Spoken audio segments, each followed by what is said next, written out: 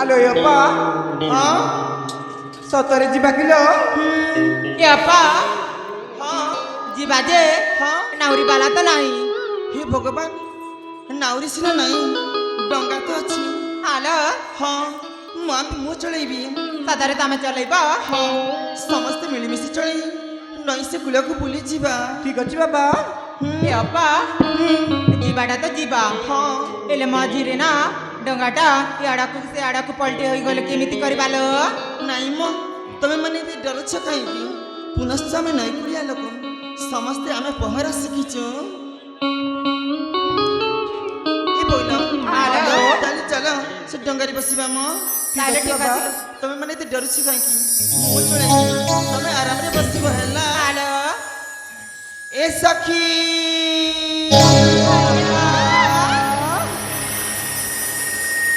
सखी संगे केड़ी रंगे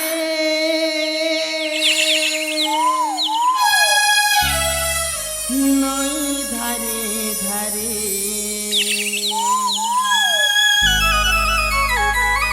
सखीलो सखीलो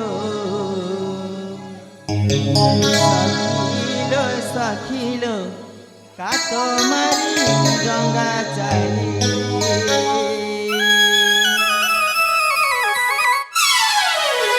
सखी संगे केड़ी रंगे नई धारे धारे सखी संगे केड़ी रंगे नई धारे धारे सखीलो सखीलो सखीलो सखीलो का तुम्हारी गंगा चाली रे सखीलो सखीलो सखीलो सखीलो का तुम्हारी गंगा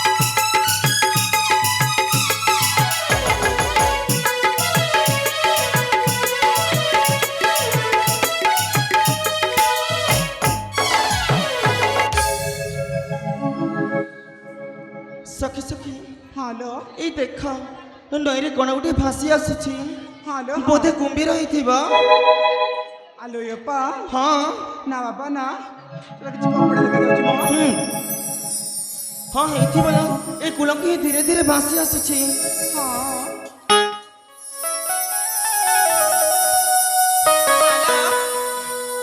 ଜାଣିଛ ନା ହଁ ସେଇଟା ନା ଯୁବରାଜ ପରି ଦିଶୁଛନ୍ତି ଲୋ। ନାଇଁ ମ ଦେଖ ଦେଖ ସେଇଟା କୁମ୍ଭୀର ହିଁ ହେଇଥିବ ଏ କୂଳକୁ ହିଁ ଧୀରେ ଧୀରେ ଆସୁଛି ହେଲେ ତାହେଲେ ଅପା ଅପା, ଦେଖିବାକୁ ହେଲେ ଭଲ କି ହଁ ହଁ ତୁମେ ଯାଅ ଶୀଘ୍ର ଦେଖିଲ ଠିକ ଅଛି ବାବା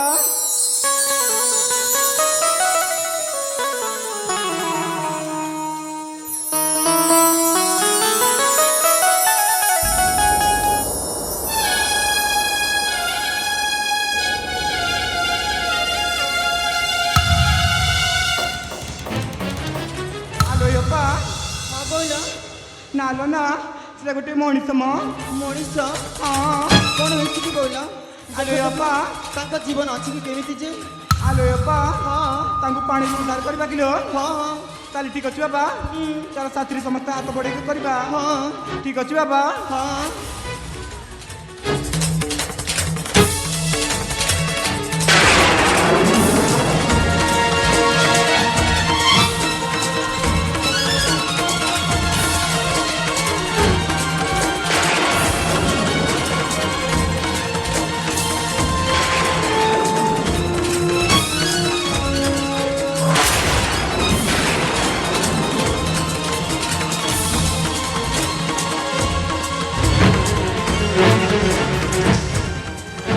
ଆଲୋ ଅପା ହଁ କହିଲ ତାଙ୍କ ଶ୍ୱାସ ଚାଲୁଛି ମ ହଁ ତାଙ୍କ ସାହସ ଚାଲିଛି ହ୍ୟାଲୋ ତାଙ୍କ ଜୀବନ ଅଛି କେମିତି ଯେ ଭଲ କି ଦେଖଲେ କହିଲ ହେଲେ ଅପା ହଁ ତମେ ତାଙ୍କ ମୁହଁରୁ ତାଙ୍କ ପାଟିରୁ ସବୁ ପାଣି ବାହାର କରିଦିଅ ହଁ ହ୍ୟାଲୋ ତାଙ୍କ ପାଟିରୁ ସବୁ ପାଣି ବାହାର କରିଦିଅ ହଁ ଠିକ ଅଛି କହିଲ